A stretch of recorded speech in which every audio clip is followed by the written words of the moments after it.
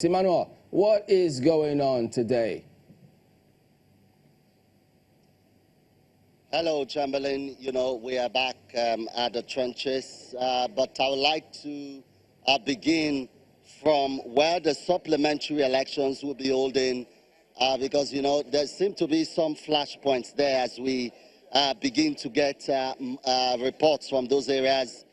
Well, you have the Rivers West Senatorial District.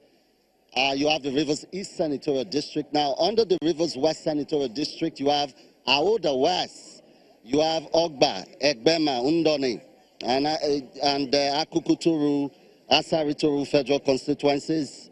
Well, I think at this point I should talk about Aoda West because I would say there are unconfirmed reports. Unconfirmed reports, I would say again. At about 2:57 a.m., we got information that two persons had been shot. One is feared dead. The report, unconfirmed reports, say they were shot in front of the local government area in Undoni. We also have Andoni, I should say. We have a mobile policeman who was reportedly shot at about 1 a.m. We cannot confirm whether he eventually died. At about 7 a.m. this morning, we also got reports of a stray bullet situation reportedly killing a young lady. Now, we've been trying to reach the Commissioner of Police. I've made several calls.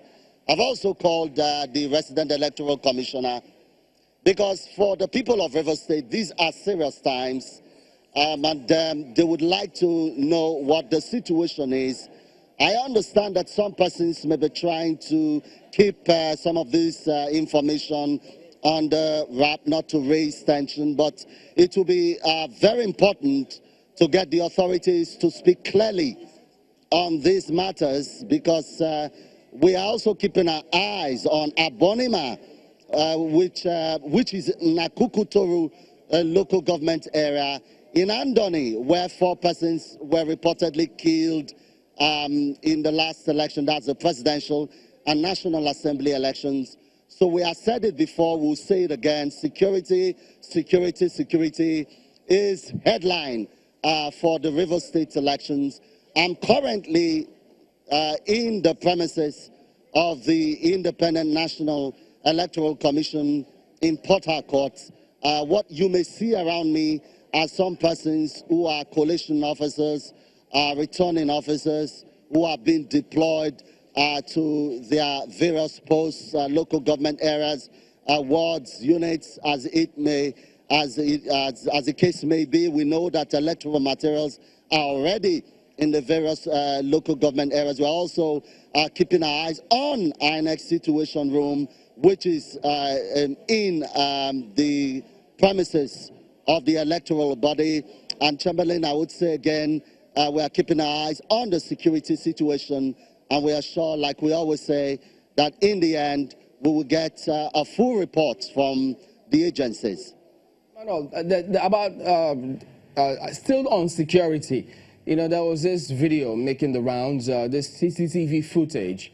What is it that the security agencies are saying about it? Because the people in Port Harcourt may have seen it, so they will have an impression about that particular clip. How is all of that playing out, particularly ahead of today's elections? Well, that CCTV footage is viral, it's everywhere. It's been trending in Rivers, maybe before it got on the net. It's about the Commissioner for Education in the state, who was, like we say, allegedly arrested by the army. You would see men in that video dressed in military uniforms, but we need confirmation from the army that these are their officers, but you could clearly see some persons taken to flight.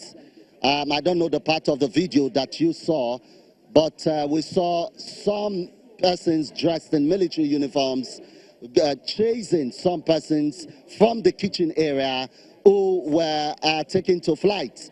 Now, this is a build-up to the issues and the stories of some illegal arrests and detentions being carried out by security agencies. We are trying to be careful with some of the statements that we make, but just late evening yesterday, we saw that there was a statement by the Nigerian army that they are aware of that video. It took some time before we got that response anyway, that they are aware of that video and they are going to subject it to forensic investigation. That is one word that seemed to have taken root in our political lexicon in recent times.